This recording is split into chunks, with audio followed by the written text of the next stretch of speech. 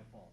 One is it's super late, and two is the two huge humans that both had career nights tonight both slipped by me while we were waiting for Coach Manning to finish. So I apologize for that. I'll wear that. We'll get you Nance and Barron again sometime soon. But we'll have an opening statement from Coach Collins and then open it up for questions. Coach? Yeah, I mean, not going to talk too long on an opening statement. I'm really heartbroken for our guys tonight. Give Maryland credit. Always do that. I thought they played very well.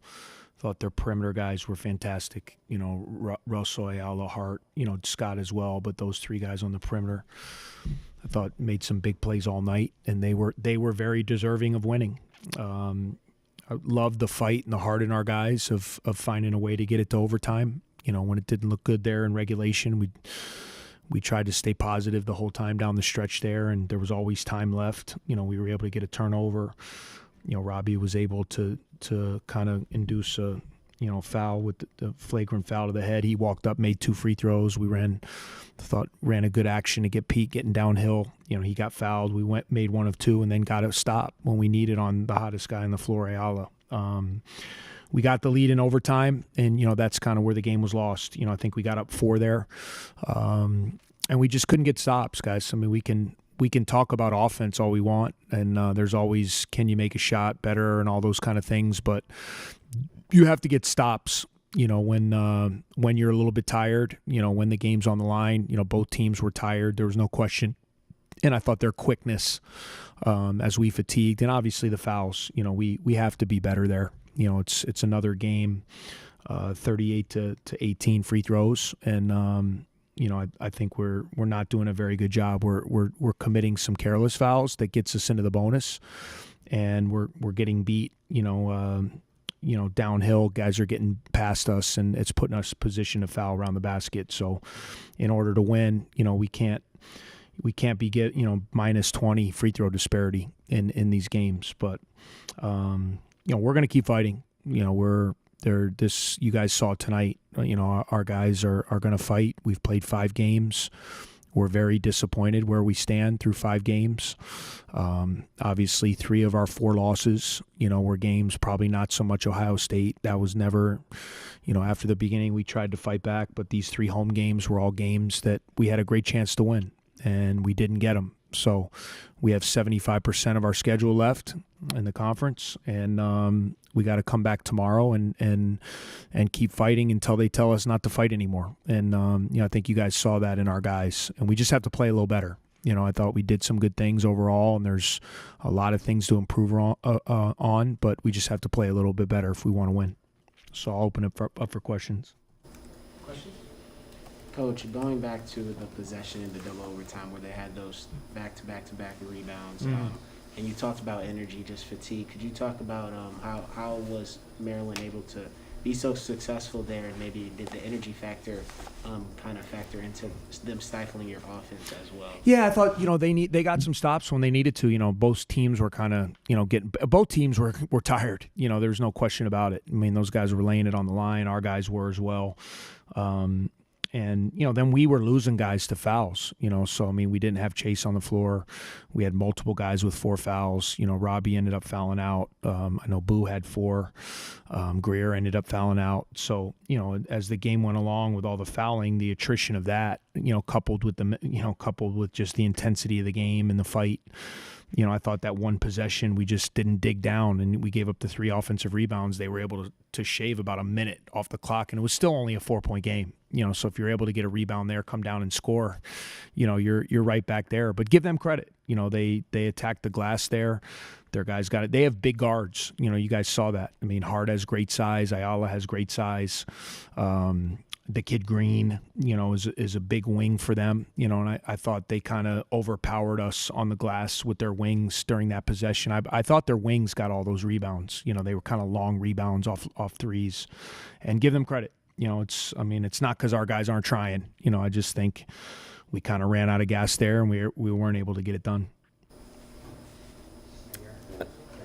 Can you talk about Pete Nance really quick? Because it looked like he had a bit of an injury at the end of the second overtime, and then he came back in from the locker room. Can you talk about his impact on the floor and maybe any details on that injury? Yeah, I don't know much about the injury. Obviously after the game, going to do media stuff and haven't been able to connect with the doctors. I know he rolled his ankle. I don't know the severity of it. Hopefully, it's something that doesn't swell up too bad. And he wanted to go back in there, so it just shows the heart that he has. He wanted the ball. He wanted to be in a position to help us win the game. He did a lot of great things, and I was really proud of him for that. And hopefully the injury isn't anything serious, which is going to make him miss any time. What were you looking at on the final play of the first overtime, and why do you think that play didn't work? Yeah, we were trying to kind of overload it and see if we could get a quick. We had 3.2 seconds. So we had a little bit of movement. We thought they might switch, so we ran a guy to the corner. And, you just kind of have to make a read. I mean, I got to look at it. They did a really good job. They kind of sniffed out the play and probably wasn't the right decision to go with that, but that was kind of the first option. We wanted to see if we could get it in with 3 seconds right into that post-up area where Pete could kind of get something going to the basket. We had some other we had a couple other options out of it if he hit other guys. And, Maryland did a good job. They kind of sniffed it out, and the ball had air on it, and Wahab at 7 feet was able to come over and kind of take it away. So, obviously on that one, we didn't execute well. I thought in regulation, I thought we executed really well, where we got to Pete and kind of had a fake handoff, and he was able to get downhill and get fouled there with 11 seconds. But, you don't always execute the best. You try. It was a tough turnover, but obviously we still had our chances because it was going to the next overtime. But that's kind of what we were looking for. Coach, this is a team that came into the season and certainly came into the conference season with aspirations for March. How do you get back to that point after the start? Yeah, you got to win a game. You got to win a game. We can't be talking about right now like we've lost 4 in a row. You got to win a game. We have 15 left. There's plenty of opportunities, but you can't win 15 if you don't win 1. So we gotta. Really, and that's how we approach tonight. We got to win 1.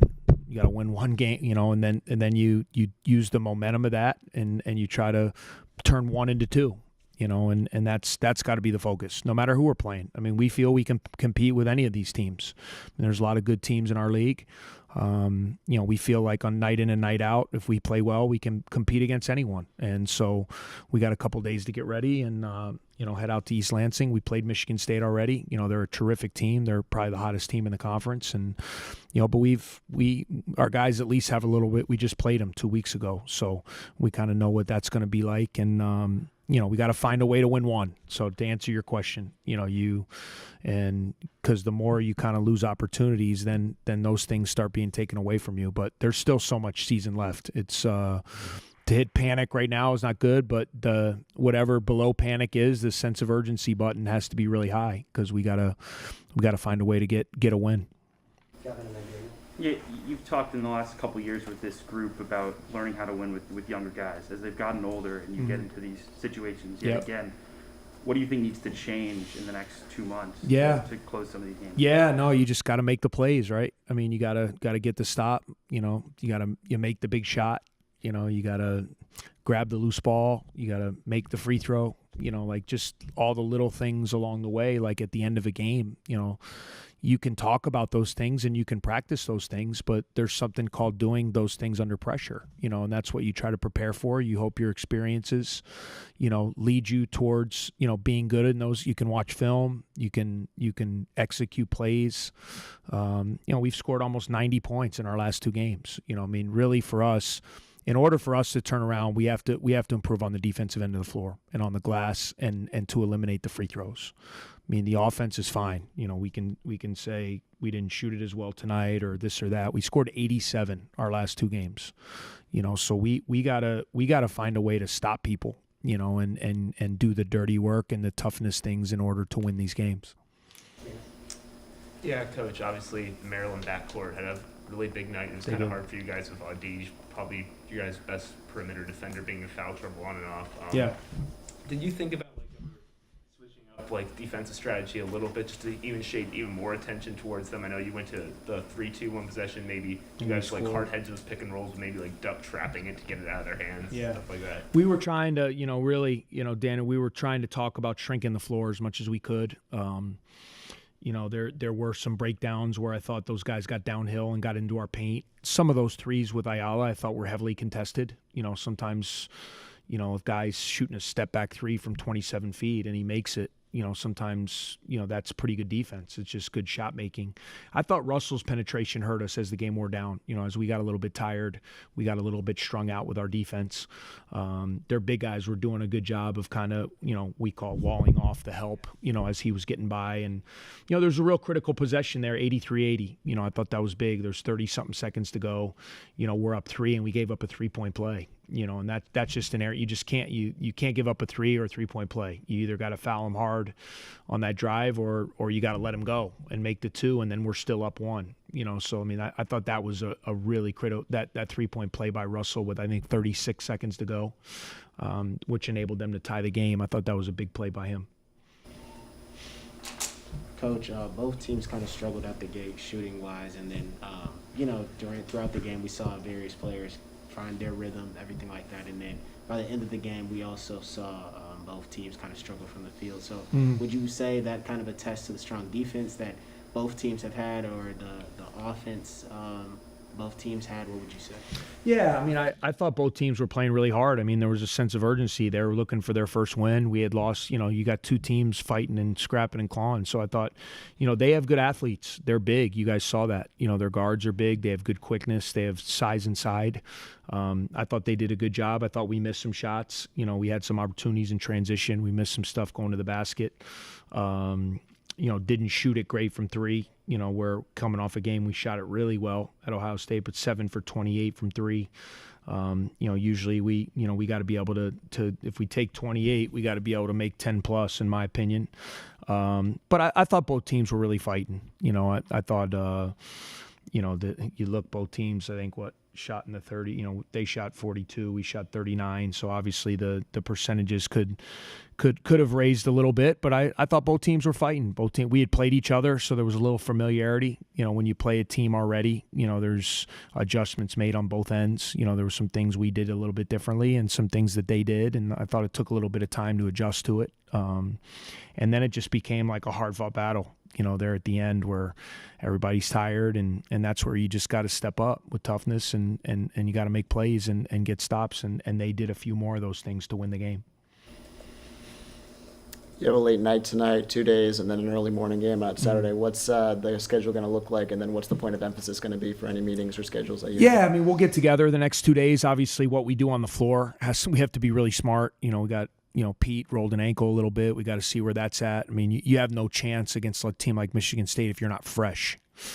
So I think heading into this game, we really got to be careful about, getting their legs back. But there's a lot of things you can do with film study. You can walk through things, but to say we're going to have 2 grueling practices is probably not what's going to happen, because like you said, it's a late night and a lot of guys logged heavy minutes, and we need to get fresh minds and fresh bodies. You go to a place like East Lansing in the Breslin Center, if you're not at full capacity there, it can be a really long afternoon. So we'll do our best to get these guys recovered over the next 2 days.